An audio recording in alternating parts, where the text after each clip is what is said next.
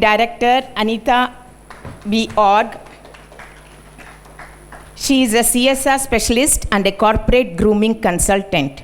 Shreya serves on the advisory boards of 8 organizations and 7 NGOs. She is an NLP practitioner and a Gestalt master therapist.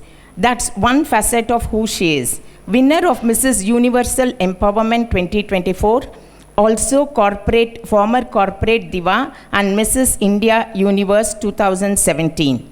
Works in the spaces of activism, dance, theater, poetry, blogging, sustainability, evangelism, modeling, acting, and I think now I should stop.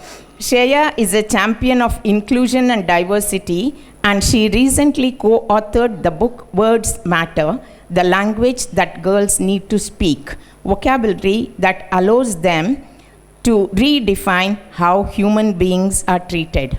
Here, also, I would like to say that I know Shreya since her childhood because she's my daughter.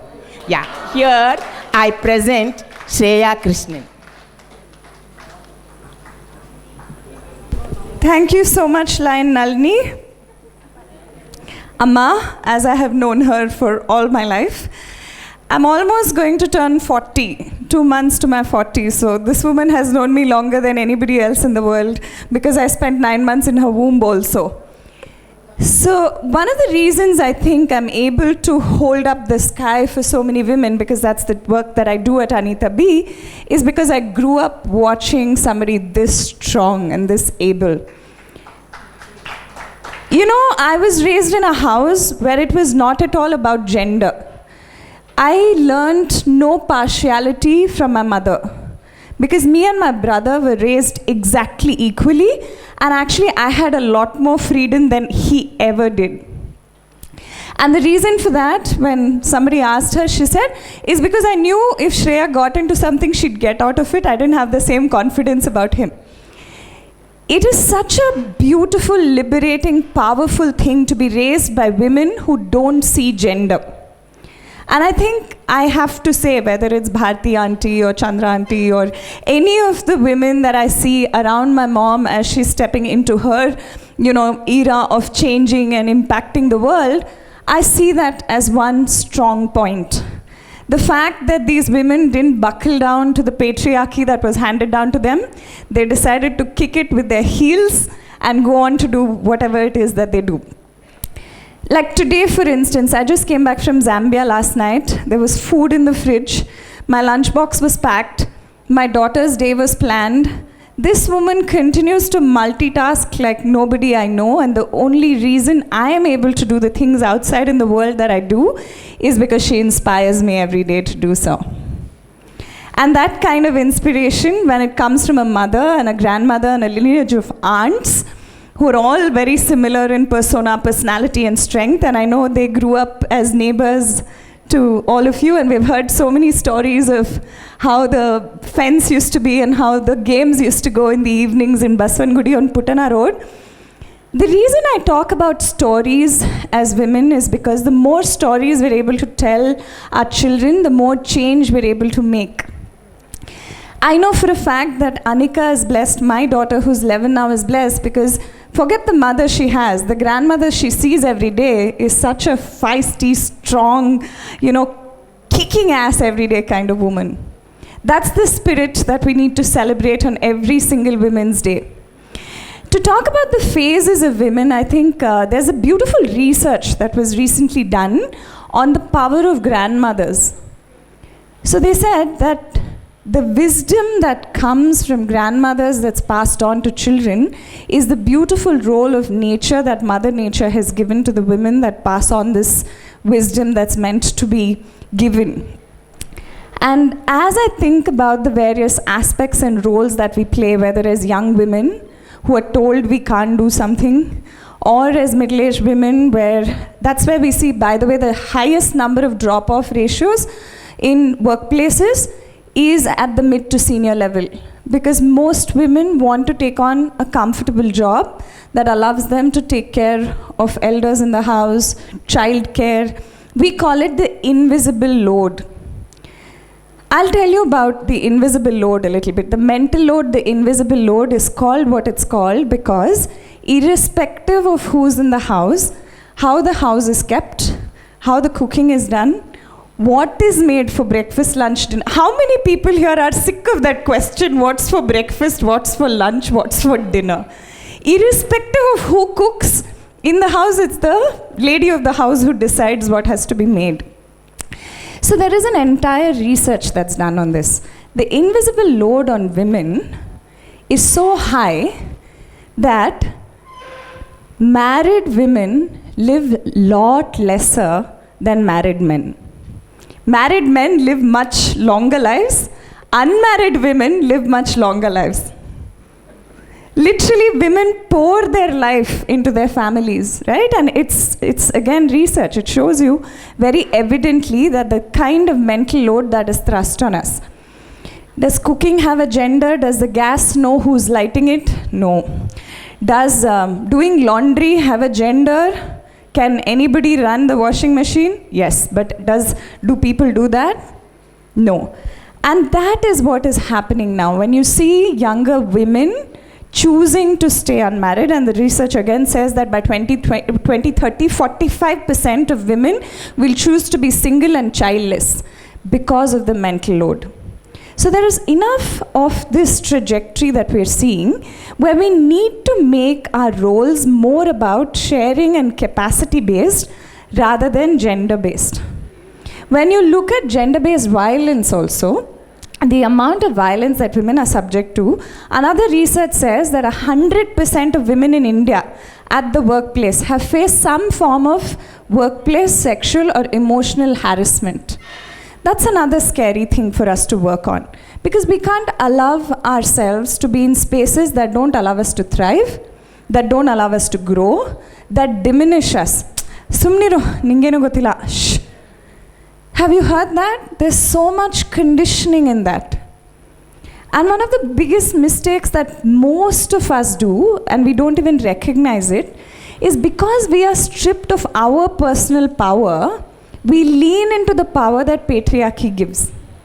Because I, as Shreya, am not able to get that power that I have to stand in. When I'm saying power, I'm not talking about the negative sense of power that our politicians are driven by. No. I'm talking about strength, courage. A lot of that has to come from within. And what happens with years of conditioning is that it's stripped away, little by little, slowly from women. So what happens? We resource in the power of either being the mother of somebody, the wife of somebody, the sister of somebody. We forget, right? In any household, if there is a girl child born versus a boy, who is usually upset? Right? It's the mother or the mother-in-law that's usually upset. Even today, there will be times when you'll hear, oh, it's made to, right? It's conditioning again. Because they know what it means to be that woman. So somewhere they feel if it was a boy, the life cycle would have been so much easier.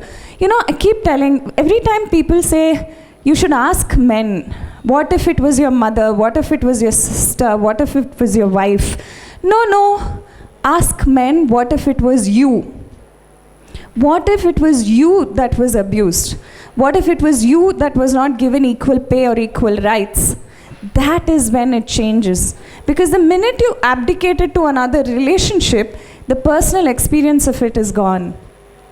So when you start thinking about what is it that happens when we undergo the same kind of change, it is a little late for us to change the dynamic completely. But what we can do is be more conscious and aware in every one of our interactions to see what it is that we can do as women to resource in our own personal strength, our own courage, and step into the world in a way that it actually nurtures you and pushes you up and lifts everybody together. There's this beautiful saying that says, teach a man how to fish, right? Give a man a fish, you feed him for a day. Teach a man how to fish, you feed him for a lifetime. There's an addition to that saying. Teach a woman how to fish and she'll make sure the rest of the generations that come after her will fish.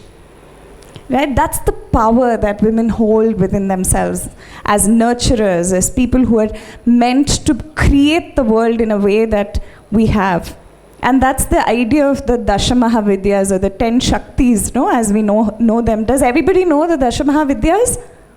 No? So, we grew up listening to Ramayana, Mahabharata, Krishna stories and all of that. What we didn't grow up listening to was the stories of the Dashamahavidyas. The Dashamahavidyas are the 10 tantric goddesses. And they're supposed to be the most powerful of goddesses. And I'll share this quick story about each of them. Everybody knows Kali?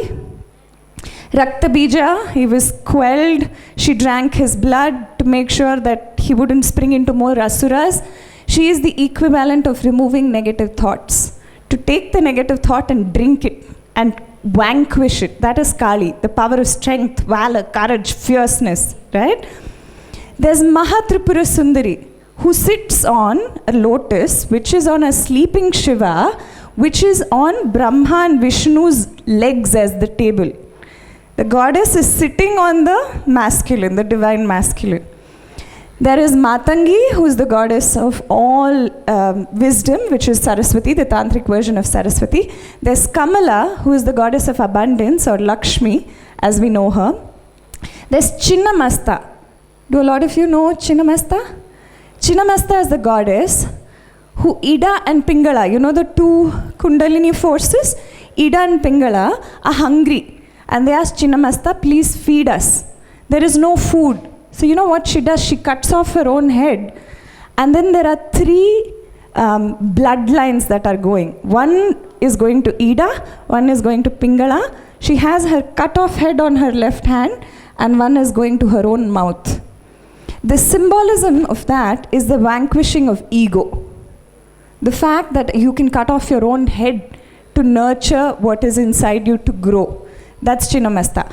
Bhuvaneshwari is Bhuvan ki hi Ishwar karne wali. So Bhuvaneshwari is the goddess of the cosmos. She created the cosmos and then passed it to Brahma to say, now you create and manage it. And there's a story that Brahma forgets it and he says, I'm the creator, and then she brings him back to his knees and says, no, you are in charge of creation. I am the creator. There's Bagalamukhi, who is holding Bagala's tongue and is about to cut off his head. Bagala is a demon who every time he thinks, his storytelling has to come true. Whatever he says will come true. That's what has happened. And now he is creating havoc in the world. So there's an image of her holding his tongue. She's about to cut it off when he says, wherever you're worshipped, I should be worshipped with you. She says, no. You cannot be worshipped with me, but because I have to honor this boon, you will be seen in every frame that I am worshipped in. And Bagala is the goddess of yellow. Turmeric is what they offer her. Right? So I told you Kali, Chinnamasta, Kamala, Matangi, Mahatripura Sundari, Bhuvaneshwari, Bagala, right? Tara.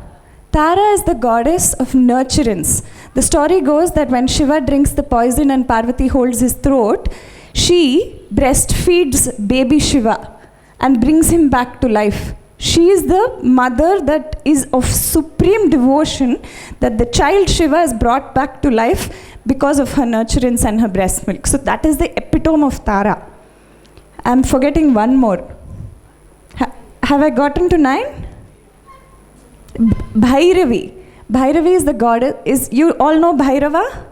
Right? Bhairavi is the divine feminine form, the goddess of courage and strength, and is also known to cure all psychological issues if you have. Praying to Bhairavi is one of the most powerful things to do. When we have these kind of goddesses in our mythology, why were we not told when we were growing up?